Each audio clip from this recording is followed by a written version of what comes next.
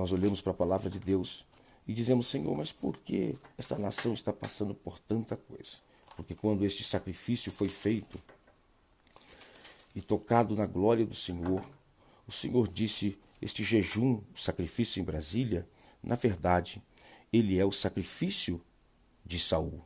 E disse o profeta Samuel: não podes tocar naquilo que é do Senhor, não pode tocar no sacrifício do Senhor, não pode tocar na glória do Senhor.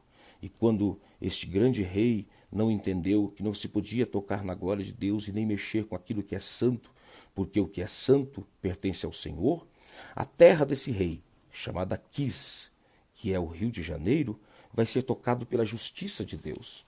E o juízo e a justiça de Deus vai chegar àquele lugar chamado Quis. E então, naquele lugar chamado Quis, haviam duas lideranças que pertencem à Igreja de Jesus. PSC, o Partido da Assembleia de Deus. Republicanos, o Partido da Universal do Reino de Deus.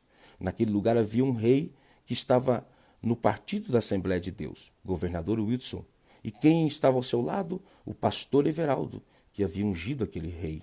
E então Deus mandou juízo no outro sub-rei, que estava no Partido da Universal, o Republicanos. E então o prefeito Crivella é tirado do poder. E nesse gabinete também havia um vereador que representava o nome de Deus, mas na verdade usava o nome de Deus, o vereador Dr. Jairinho.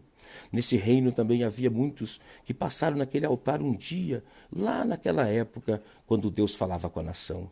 E dentre eles, Deus usou a mesma enfermidade que está devastando o Brasil para tocar na casa de um dos homens mais importantes do Evangelho, o senador Harold, na MK.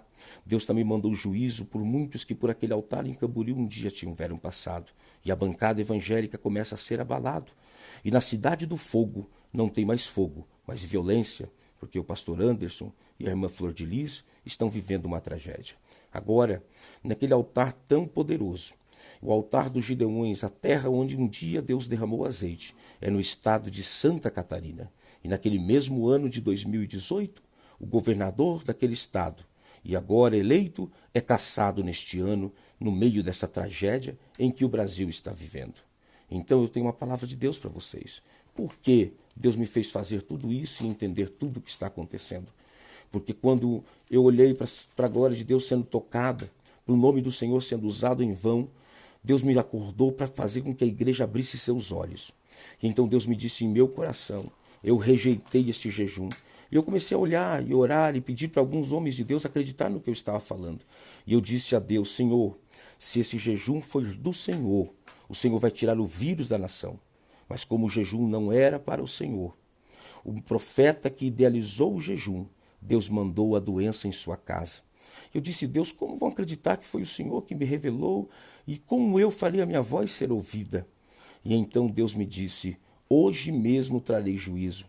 E aquela enfermidade esteve naquela casa e no mesmo dia eu vou aparecer no canal do YouTube, no devocional, com a voz daquele profeta.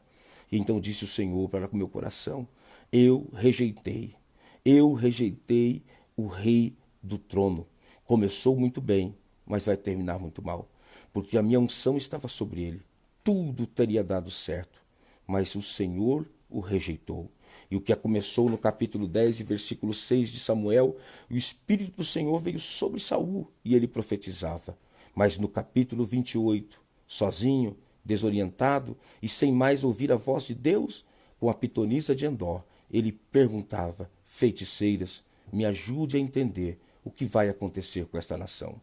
Pastores, irmãos e amigos, não quero ofender ninguém. Se você quer ainda acreditar que Deus possa trazer juízo sobre esta terra, ore pelo Brasil, derrame a sua lágrima, porque a igreja nunca mais será usada para manipulação de massa, porque um profeta esta manhã está profetizando para todos vocês: Deus trouxe juízo sobre esta nação.